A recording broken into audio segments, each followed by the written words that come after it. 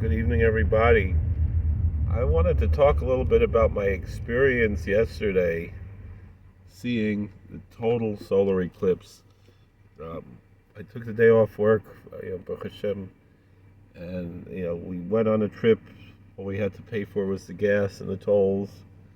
Uh, we didn't take any hotel or anything. We were very frugal, and we went up to Lake Placid, New York. Why did we pick Lake Placid? We were originally thinking of going to somewhere like Auburn or Palmyra in the Finger Lakes region, and we looked at the weather report, and it didn't look so promising, although that would have been much closer to where we live. Um, so we looked at Lake Placid. Sounded like a good place to go. The weather would be good there. And it was really quite a surreal experience. It took about a little over 4 hours to get up there. Traffic wasn't so bad on the way up. It was on the way back that we really had difficult traffic. We picked a little playground called Jew Traw Park. I don't know why it's named that, but it's Jew, Jew, and then Traw, Jew Traw, all one word, park. So that's where we went. So the Jews went to Jew Traw Park, and we saw what we got there, and we were like, "Uh-oh, there's no restrooms here." The kids needed restrooms, so we drove into town on Lake Placid, and there was nowhere to park. There were two of the public restrooms, and we're like, uh-oh, so we better we figured it out, like my wife stayed in the car, and the kids went, and I took the kids in, and we went, and then we got back. We were gonna it was just before, like 2 minutes before totality.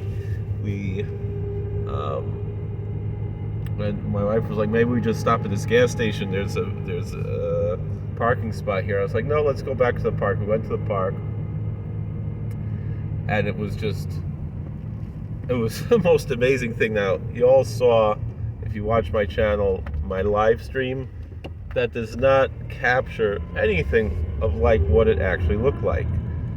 First of all, in the live stream, you don't see that the sun is blocked out. You just see it gets dark, and you can see the planets around, but you don't see the darkening of the sun. And here's two things I took away from it, because I posted also the Arthur C. Clarke clip, which it's not monetized.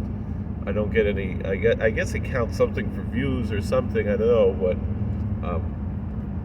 since it's copyright, it's not monetized, but it's not a strike. And I posted that because that clip meant so much to me in my youth, and that was one of the reasons why I wanted to see this experience. And so what I didn't realize is, when it shows that it's getting smaller and smaller, that's through the filtration, because you don't see that without, I know you're not supposed to look directly at it without, but there's nothing to see. You're not missing anything. Only with those glasses is there really anything to see. And really, until there was totality, there's nothing to see without the glasses. Then there's totality, and we, once we were going up there already, because we were looking at, like, Syracuse only be a minute totality. It was 3.5 minutes of totality. Darton in Lake Placid, and we found a quiet place, and we could see all the planets, and we could see the comet, and there were these, like, I don't know, teenagers were hanging out there, and afterwards they were like, "Thank you for pointing out the comet dude." That didn't make it into the live stream, but one thing that I noticed, it looked kind of like blue or almost purple, inside. You didn't see, and if you tried to look at it through the glasses, you didn't see anything. You didn't really see, like, the rays. It was just surrounded, the corona that surrounded the moon, and you saw, the beads and the diamond ring. You saw all those things, and it was just amazing sight. Mara Hagadol. Now there's no bracha on an eclipse because the Gemara says it's a siman ra. But I did see the comet, and I thought afterwards, I could have made the bracha on the comet. Those who say that a comet counts as something could say as some aspirations. We said without Shema Malchus. The main kavanah was Tipul Leim and Mosav Afachad. Just like we say by Kish Levana, it's an even bigger Indian by an eclipse, because it's that like the Gemara says, it should be a mapola for all of our oivim, which it's a big Indian right now, of course, and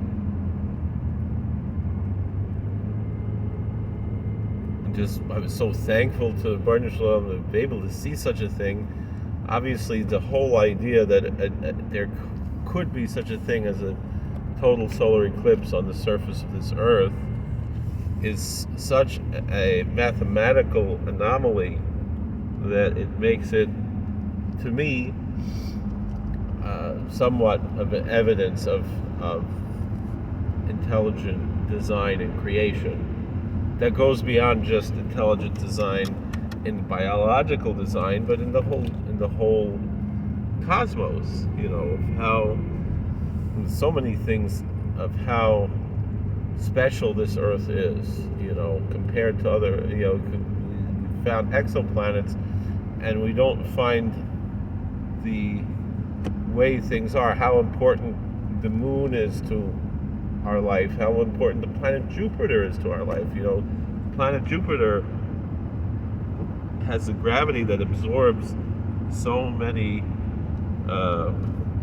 impacts that, even if you believe in evolution is aided by the presence of the planet Jupiter and the planet Saturn. These planets, particularly Jupiter, absorb all, so many things that we would be hit by. So there's such precision. Now, obviously, this is where we are, but that's the argument they have back. But still, if you're looking for evidence of a creator, you find it in these types of things, of an intelligent creator. And obviously, we know that the creator is the supreme intelligence. This is our revelation that we have, but which also is logical and so forth. It's really highly illogical not to believe in a first cause. And just to believe that everything is just chaos. That's not a very logical thing to believe. And especially when we see things like this. After it was done, we made a rikud and we danced. We sang Tovim Ma'aris again, like we do by Kish Levana.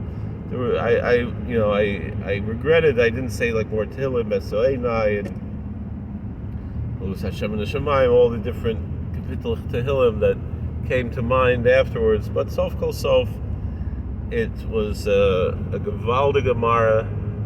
On the way back, we drove by John Brown's estate where his grave is. So as it's immortalized in the famous song, John Brown's body is a moldering in the grave. We saw the grave. I think we saw it. I don't know. We didn't get out of the car. The kids were like, "Let's go home," but we didn't realize what we were in for. We really paid for that experience because it took us about 4 hours to get there. It took us, I think, more than 10 hours to get home. We got home just before 2 a.m. I still got up, went to work in the morning. My wife got up and went to work.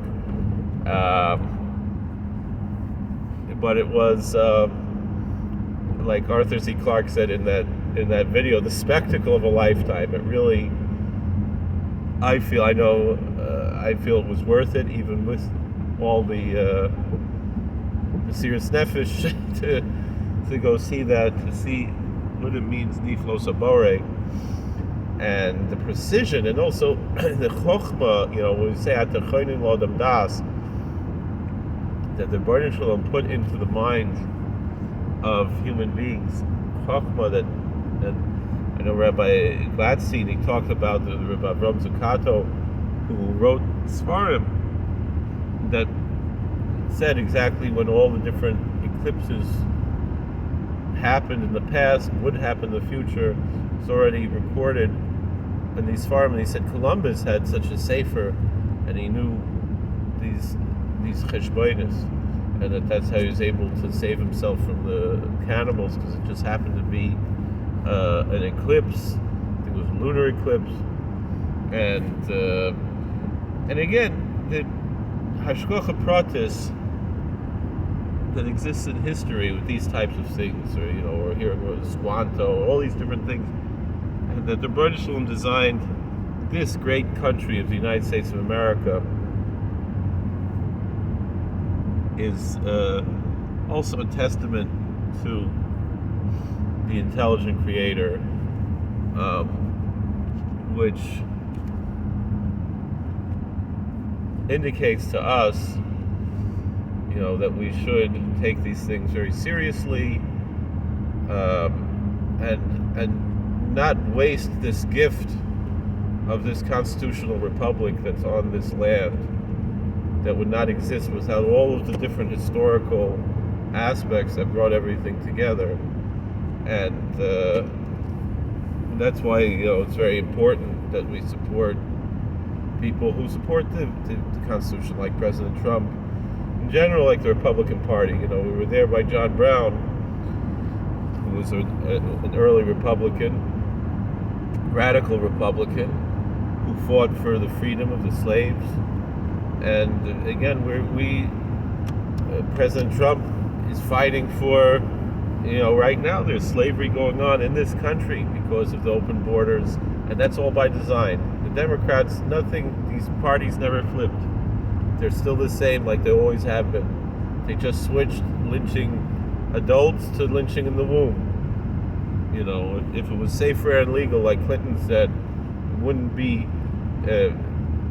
half of the abortions coming from 16% of the population. This is eugenics. This is by design. It's a genocide against the African Americans, done by the Democrat Party. And it's time for people really to wake up that these types of things, and not only that, but all the other, issues, and so too. The slavery now is a lot of people being brought over by the cartels and everything, and the Democrats are supporting this. And that's why I've said for a long time, the Democrat Party should have been banned after the Civil War, like the Nazi Party was banned after World War II. All right, a friend of mine is calling. God bless. Please like, share, and subscribe, comment. We'll see you later. I don't know how I got this. I just keep talking.